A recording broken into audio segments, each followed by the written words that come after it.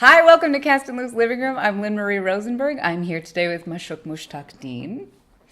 Dean is a writer and occasional reluctant actor.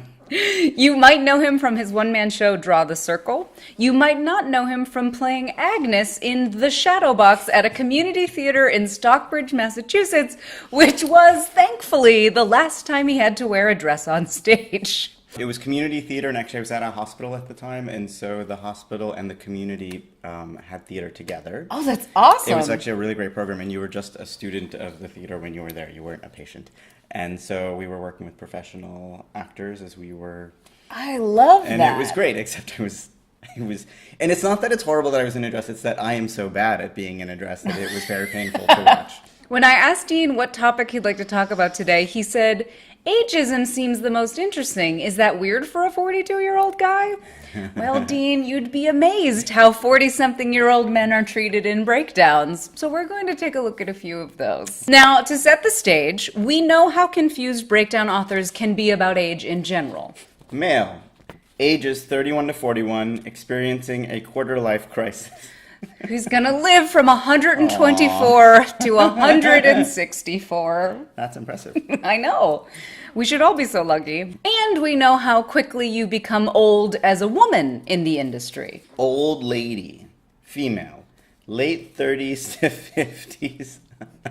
It's me. I'm gonna be a great old lady, though. Yeah. Like, I think we all know now I'm gonna be wearing crazy hats and like... You gonna have purple hair? Purple hair, yeah, 100%. But men in your 30s and 40s, you're not as off the hook as you think. Edward, mid to late 30s, is an aging professional. Sorry, Edward. I feel like very young people wrote these. Yeah, I would say so. And another one of the same variety. Don, 45 to 60, white. Don is an aging but still very handsome man. Because really, by 40, you might as well be dead. And lastly... Old grandpa, age 40 to 65, a sweet, innocent, elderly man with preferably gray hairs. It can sometimes be harder to find some older actors. They're either wonderful and working a lot and unavailable for you, if depending on where you are in your career, or they've left the business and are no longer doing it. And so I wonder if you're like, my character is 70, but I will look at anybody who's over 40 because at this point, no one's coming knocking on my door. That's a fair assessment. No, I think that's a very generous assessment as well. I will say, as a woman who regularly reads things that's like 35, aging, decrepit old lady. I'm like, it's a big fuck you. But you are very good at shedding the light where the darkness is. Well, I have a play right now with two women who are supposed to be ancient, and I want them to be 100 plus years old. But I want my actress to be over 60. Yeah. I will say I am banking on people leaving the business as they get older so that I can start working more. So something you said to me when we were talking about what we would talk about today is you were worried that you were going to be a boring person to have on this show because you haven't experienced much discrimination necessarily. Yeah. I have found that true a lot of times of people who are richly making their own work and that the performance that they are doing is making their own work. And I'd love to talk a little bit about Draw the Circle. But the other thing I wanted to say is that I am hoping to move this project and the work that I do away from all the problems and more towards what's the really great stuff that is happening.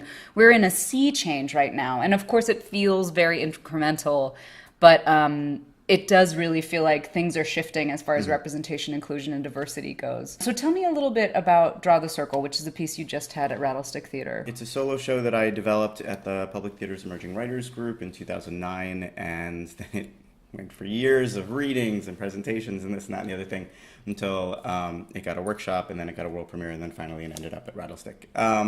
And it's a solo show, and I perform in it, and I wrote it, and I worked on it with director Che Yu, and it almost broke me doing this show, which is part of why I'm a very reluctant actor who would choose not to act anymore, I think. Until I get back to that community theater that's out in the middle of nowhere that nobody cares about, then I will act again. What sort of stories do you like to tell? Subject matter wise, I'd say each one is really different from the other. Draw the Circle is my journey as a transgender man. The Shaking Earth is about both a political moment in 1984 and a massacre, and also refugees and immigrants. The Betterment Society is sort of an allegorical tale about three women on a godforsaken mountain. So I think each one is different because I want to learn something about both form and a thing I don't know. I don't want to write about.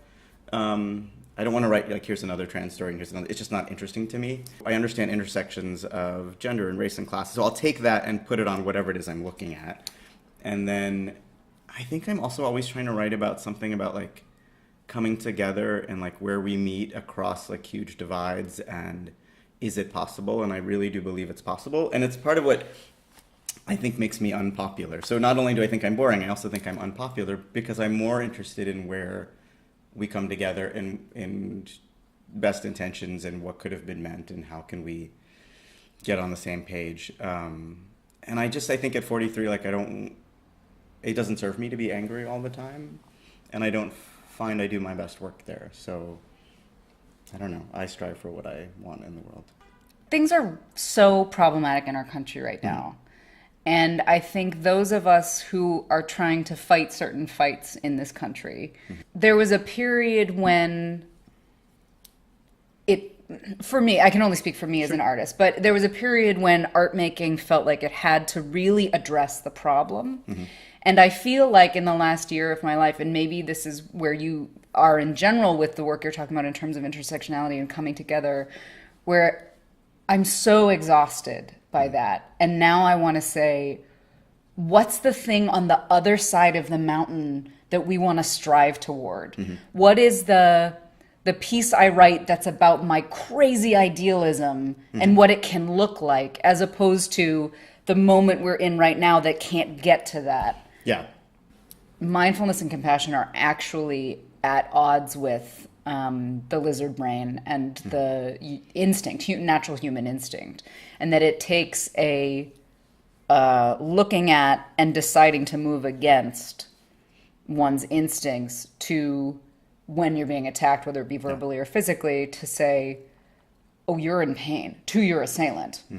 That's what I feel very proud about Draw the Circle doing, is not as, like, a human did I understand that, but as a writer I understood that my parents were in a lot of pain, and they were not maliciously trying to hurt me. They were in their own world of pain to try and figure something out, and that changed something, I think. And I just think if that is true for them, chances are it's true a lot. Chances are people who are not my parents, who are furious that I'm a transgender man, are also scared about something, fearful about something, you know, that they have their own stuff that they're not going to share with me. And certainly my parents didn't share it with me. So I just sort of think of, like, so I want to explore it. Like, what was it? What is it? What's inside of you that makes you afraid? Yeah. For that reason, I so love your title, and that it's, you know, can we draw the circle large enough so that everyone can be within it? In a country that currently feels so utterly divided, so disparately divided, you know, I can get really pessimistic in terms of how do we ever find common ground? And it's that constant striving. How do we just get this circle big enough that we can find some solution? I mean, the Buddhism helps a lot in that I'm not in control. Right. And so if I let go of that, like, who do I want to be? Like, who's the best? And then am I like a little virus in the world that can spread it, you know, and I don't have control over how far, but can I do the best? Yeah. I can. I think you're doing the best you can, and I think you're not at all boring or unpopular. Unpopular. Especially because Dean knows everybody. If you need a connection, you go to That Dean. is not true. It is. You know everybody. I go to your parties, and I was like, 3 parts of my life were separate, who don't know each other, are all in Lynne's living room. So I don't know. I try to draw a really big circle, Dean. I don't. I hide in my apartment because I'm a writer, and I don't want anyone to see me. No, secretly, this whole project is just so people will come to my apartment and eat snacks with me and hang out. I mean, let's be totally clear about that. I love you very much. I love you too. Thank you so much for being here today. We're all done? We're all done. Oh, that Who was knew, fast. right? And I looked at the camera the whole time. I tried. Thank you for watching. Take care of each other and be professional.